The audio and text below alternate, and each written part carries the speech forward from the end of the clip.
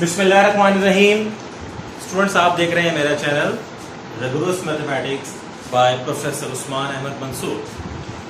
Tensor analysis की lecture series जारी है और जैसा कि आप जानते हैं कि इससे पहले 11 लेक्चर्स हो चुके हैं टेंसर्स के ऊपर और अब तक हमने पहले 10 लेक्चर्स के अंदर सिर्फ बेस बनाई अपनी कि किसी तरह टेंसर्स के कॉन्सेप्ट को समझा जा सके। लेक्चर 11 में जाकर कहीं हमने इंट्यूटिव स्टडी की कि टेंसर एक्चुअली होता क्या है। सबसे मेन कॉन्सेप्ट टेंसर्स के अंदर जो है वो कोऑर्डिनेट ट्रांसफॉर्मेशन का है कि अगर एक सिस्टम से दूसरे सिस्टम में जाना है और दूसरे से फिर पहले में वापस आना है तो कोई कायदा कानून होना चाहिए आपके पास कि जिसके तहत आप बात कर सके। अगर आपके पास एक सिस्टम मौजूद है और इसमें एक पॉइंट की पोजीशन स्पेसिफाई हुई हुई है तो अब मैं इसी स्पेस के अंदर कोई डिफरेंट सिस्टम इस्तेमाल करना चाहूँ तो पहले सिस्टम से उस नए वाले सिस्टम तक कैसे आऊँगा और नए वाले सिस्टम से पहले मैं कैसे जाऊँगा। ये थी कोऑर्डिनेट ट्रांसफॉर्मेशन जिसको हमने बड़ी डिटेल से स्टडी किया और वक्तन फवक्तन हर लेक्चर के अंदर हमने इसको क्या किया, डिफाइन किया, एक्सप्लेन किया, रिवाइज किया। ओके, तो स्टूडेंट्स आज हम बात करेंगे लेक्चर 12 के अंदर टेंसर्स ऑफ ऑर्डर 0 की।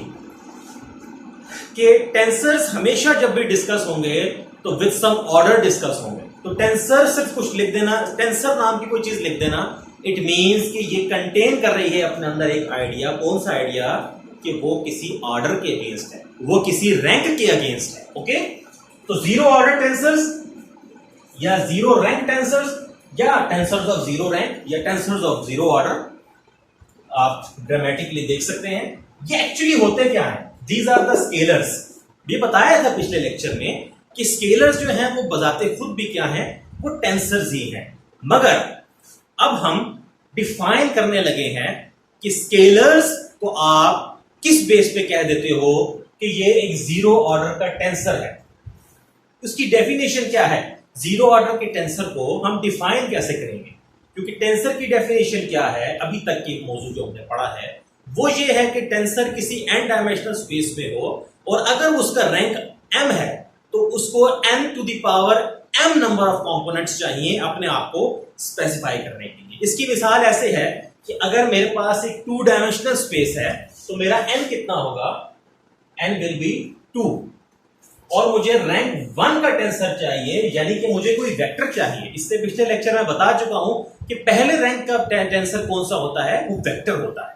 ठीक है, तो it means n to the power m components. What does it means? It means you need 2 components. और आप देखते हैं कि यही होता है कि आप किसी भी वेक्टर को 2 डायमेंशनल स्पेस में स्पेसिफाई इस अंदाज में करते हैं। ठीक है, तो टेंसर के बारे में तो बता दिया कि टेंसर विद रैंक m क्या चीज है। अब हम प्रिसाइसली डिफाइन करेंगे कि टेंसर विद जीरो ऑर्डर क्या चीज है। कोई कह सकता है कि n डायमेंशनल स्पेस के अंदर जब आप मौजूद हैं तो आपको अगर ऐसी क्वांटिटी चाहिए कि जिसको एक्सप्रेस करने के लिए n टू द पावर 0 यानी कि 1 कंपोनेंट की जरूरत हो तो ये स्केलर है। तो ये तो डेफिनेशन एक डिस्क्रिप्टिव अंदाज में हो गई। अब हम मैथमेटिकल अंदाज में देखते हैं कि स्केलर्स जो हैं जब आप in the context of tensors बात करेंगे तो उन्हें टेंसर्स ऑफ ऑर्डर 0 कहा जाएगा और उसकी प्रिसाइज डेफिनेशन क्या है ये मैं बोर्ड पे लिख लगा। Okay students, suppose phi is a function of coordinates। phi एक फंक्शन है और इसके कोऑर्डिनेट्स क्या हैं? x1 x2। एक कोऑर्डिनेट सिस्टम है जिसमें कोई भी पॉइंट इन कोऑर्डिनेट्स के जरिए स्पेसिफाई होगा। हम एक फंक्शन ऐसा बना रहे हैं जिसकी इनपुट ये होगी, यानी कि जो ऐसे कोऑर्डिनेट्स के ऊपर क्या है, वेल डिफाइंड। ठीक है, एंड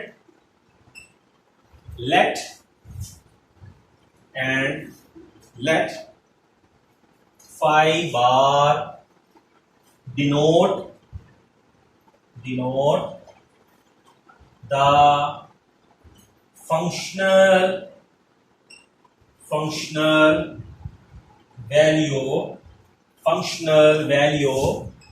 फंक्शन कौन सा है, फाई ही है, फाई बार उस फंक्शन की कोई वैल्यू है, कहां पर, under a transformation, under a transformation to a new set of coordinates, to a new set of coordinates, और new set of coordinates कौन सा होता है, x1 bar, x2 bar, xn bar. Okay, then phi is called a scalar, then phi is called a scalar और invariant, और इसको, इस function को मैं स्केलर या इनवेरिएंट या टेंसर ऑफ जीरो ऑर्डर कब कहूंगा, with respect to the coordinate transformation, जो कोऑर्डिनेट ट्रांसफॉर्मेशन गिवन होगी, इस चीज को मैं एक्सप्लेन करता हूं, with respect to the coordinate transformation, if it does not change, if it does not change, if it does not change,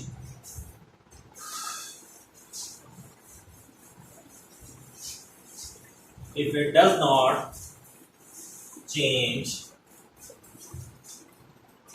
when the coordinate system is changed, when the coordinate system is changed, that is a phi x1 x2 up to xn जो है, इसकी value में फर्क ना आए.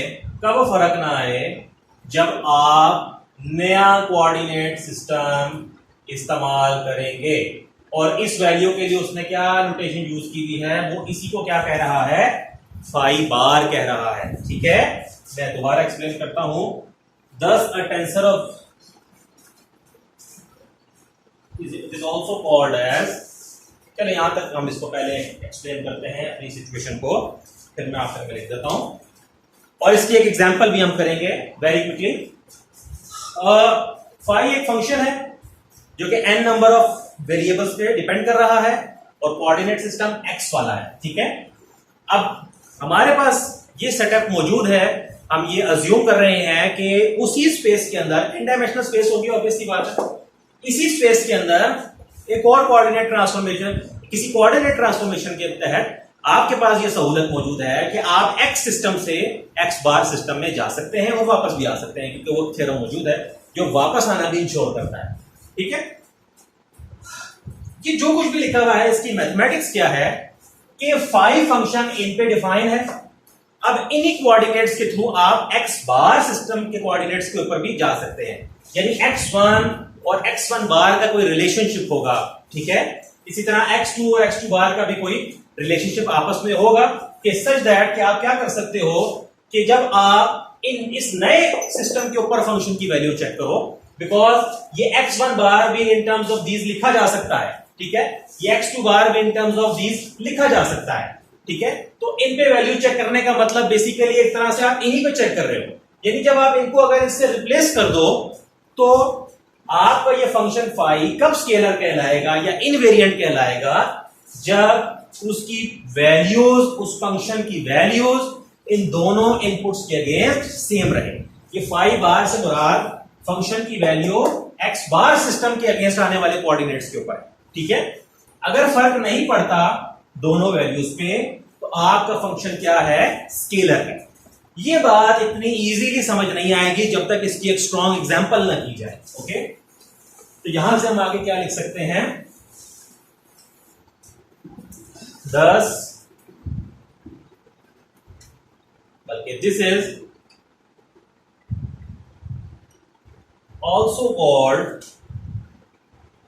a tensor of rank 0. यानी scalar जो define किया है actually it is a tensor of rank 0। Okay, अब हम इसकी एक एग्जांपल करते हैं और वहां से हम अंडरस्टैंड करते हैं कि कोई टेंसर ऑफ रैंक 0 देखने में कैसा होगा। Obviously it is a scalar, it is a simple scalar number. Take a function, example की हेडिंग दे दें, टेक अ फंक्शन फाई, ठीक है, वो कहां डिफाइन है, मैं 2 डायमेंशनल सेटअप ले लेता हूं, फाई ऑफ x1 x2, और ये कैसे डिफाइन होगा मेरे पास, it is x1 plus x2, यानी इस फंक्शन को कैसे डिफाइन करना है, 2 वेरिएबल फंक्शन है, जब भी इसमें एक इनपुट एक ऑर्डर पे डाला जाएगा तो वो आउटपुट कैसे देगा, उन दोनों कंपोनेंट्स का सम। जैसे अगर ये फाई ऑफ 1 2 हो तो इट विल बी 1 प्लस 2 यानी कि 3, अगर ये फाई ऑफ 3 4 हो तो इट विल बी 3 प्लस 4 यानी कि 7। ओके, अब मेरा टारगेट क्या है, टू प्रूव